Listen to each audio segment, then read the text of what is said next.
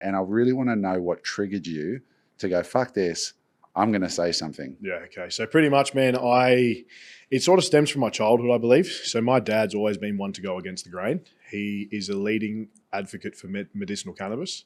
He was massive in the industry for medicinal and industrial uses.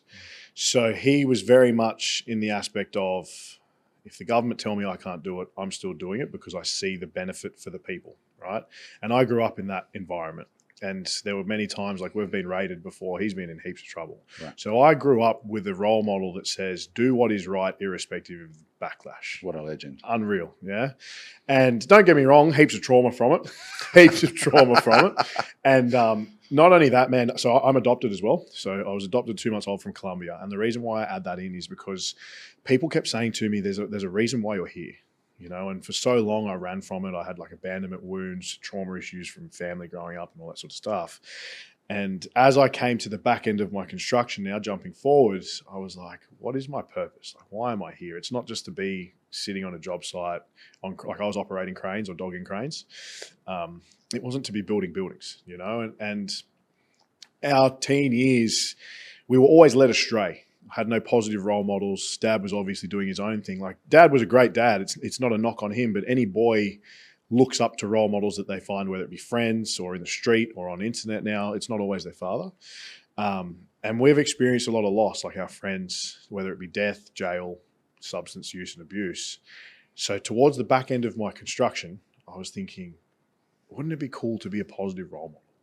Like, get out of this shit and just be a positive role model. And in construction, man, it is a toxic environment. Everyone is an alcoholic or an addict. Everyone, right? And generalization, probably 90% correct. So towards the end, man, I was getting sober. And after long weekends, people were like, what'd you do on the weekend? I was like, spent it with my family. And they're like, oh, we had a bender. Like, I was the weird one. I was the odd one out. So then I started leaning into a coaching career. I've been a qualified PT since I was 20. I'm 29 now, but I never used it. I just didn't want to lean into it. It was too oversaturated, whatever. And I thought, this is my opportunity. So end of last year, started a business, slowly started getting clients in, and then crane work started dying down. And I actually got made redundant from one place. And I was like, oh my God, like I have to do something. I'm stuck. I know I've got no money. I've got 2 kids. I've got a missus at home, rent, you know, all the bills that everyone has. Yeah. And I just leaned into it, man. I did get a casual role before I left Sydney on cranes, and that was phenomenal money, which was very hard to leave.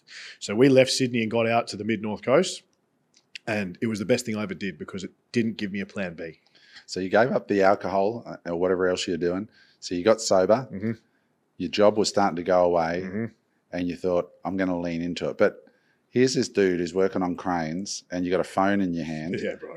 Tell me about that moment when you first picked up the phone. Did you feel like a dickhead? Mate. How many followers did you have? What was actually that moment like? So when it started, there were a handful of mates that supported me, and they were like, yeah, do it. Like, do it. Just start a gym account. Like, I was getting into my fitness career or not. I was always training, but I was really starting to lean into training hard, staying regimented, disciplined, and chasing that, you know. And I said to a few mates ago, I think I'm going to start an account. I think I'm going to start doing coaching. And a few of them were like, oh, yeah, cool. And the other one's like, why would you leave cranes? Like, great money. You know, we do long hours. Like, I was doing 90-hour weeks. You clear $4,500 for a tradie. That's really good in Sydney. That's brilliant. Clear. Wow. Great money, right? And there are boys that make more than that on cranes as well, mind you. So for people to walk away from that or even suggest they want to walk away from it, people think you're crazy. And I remember, like, my first videos, man, they were trash. Walking to site, scruffy hair. I used to have a big mullet or a rat's tail. What were you saying? Like, what were you? It was all about discipline. It was all about being a better man. So this is your fitness stuff before you got into what's wrong with Australia and the political. It was all fitness. It was all about being a good man or a good father. Okay. And I remember one of my first viral reels, I said, you are a dog shit dad if you leave your kids at home for a pub every day. And it went ballistic. Most people attacked me for it, being like, oh, why? I take my kids to the pub. It's like, it just shows that heaps of Australians are alcoholics and they think there's nothing wrong with it. But there is. Like, there really is. But yeah, it all started with fitness content. It all started with me just speaking my truth, telling stories from my life. Like, I was an addict. I was a I was an alcoholic. My kids have seen me in some really, really rubbish ways, and I'm not proud of that. And now it's about righting my wrongs and being a good role model, an example for them and other men. And I also played on the fact, well, not played on it, but I also used the fact of all of our trauma growing up. I said, I want to be that positive role model for young men out there that don't have it on the street. You know, so I launched a program called Benders to Barbells. So a lot of the boys that I work with are recovering addicts or recovered addicts.